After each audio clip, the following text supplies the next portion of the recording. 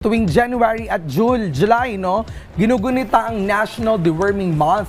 Sa panahong ito, hinihikayat ng mga doktor ang pagpupurga, lalo na ng mga bata. Tama ka dyan, Profi, pero bakit nga ba mahalaga ang deworming lalo na sa mga bata?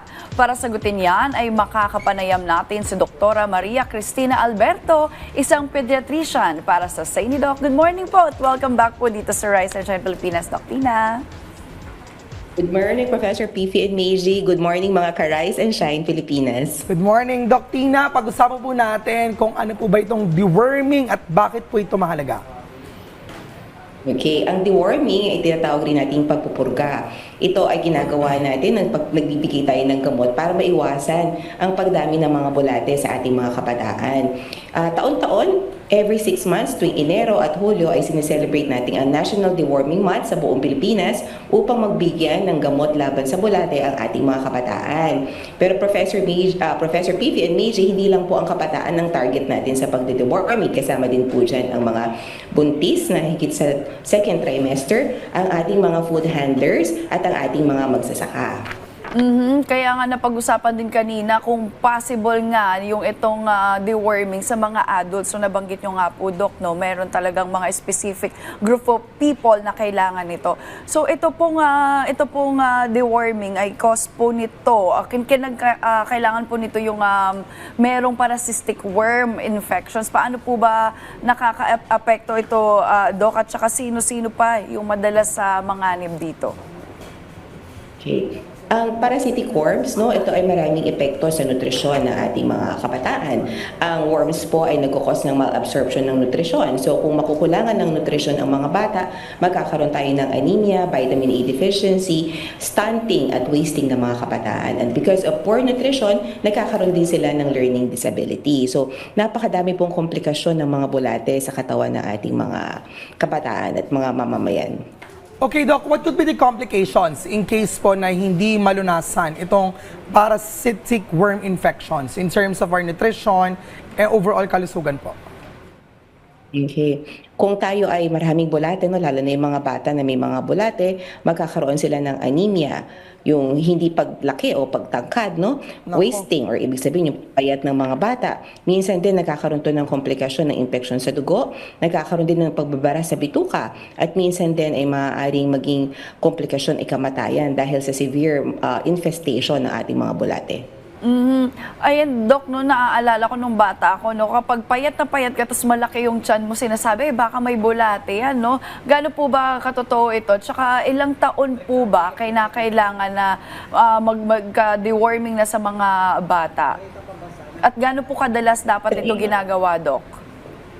Okay. So sa mga bata, beginning 1 taong gulang pa lamang ay maaari na po mag-deworm. And again, sinasabi nga natin dapat every 6 months nagde-deworm tayo. At hindi dapat limitado lang sa mga kabataan yung pagpupurga. Siyempre tayo po ng mga nagtatrabaho sa mga pagkain, dapat nagdi-deworm kasi maaaring maipasa ng food handlers yung bulate dun sa mga kumakain sa kanilang mga restaurant, yung mga food handlers natin. Ikatlo, yung mga magsasaka kasi they're handling soil, di pa po ang bulate ay pumapasok sa pamamagitan ng bibig, fecal-oral spread, at maaari din pumasok sa mga talampakan ng paa. Kaya dapat yung mga bata hindi rin po barefoot, dapat laging may tsinelas ang ating mga kabataan. Doc, may tanong po dito via online. Sino-sino po ang advisable na magpa-deworm?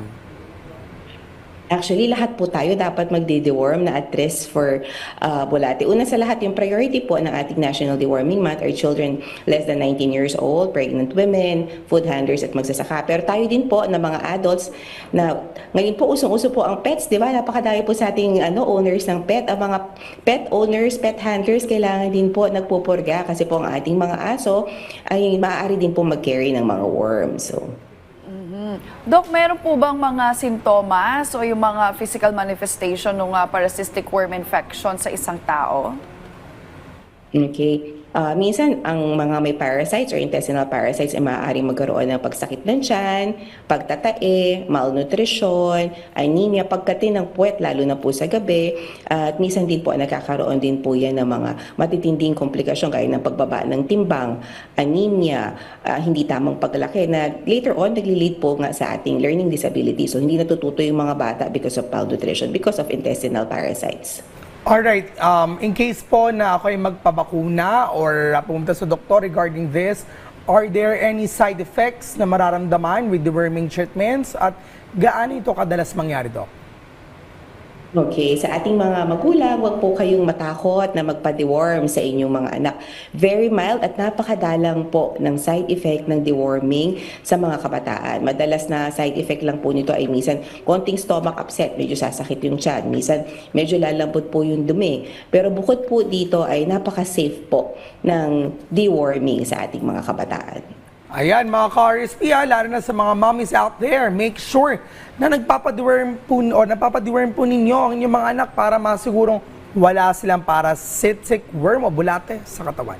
At hindi lang yung mga kabataan, no, maging yung mga adults, yung mga food handlers at magsasaka, kahit yung mga fur parents, ha? Oo. Lahat tayo dapat mag-deworming. So once again, thank you so much po, Doc Tina, sa muling paglalaan ng oras at pagsagot sa aming mga katanungan medikal, lalo na kung may kaugnayan sa mga bata. Thank you, Doc Tina. Thank you, Doc.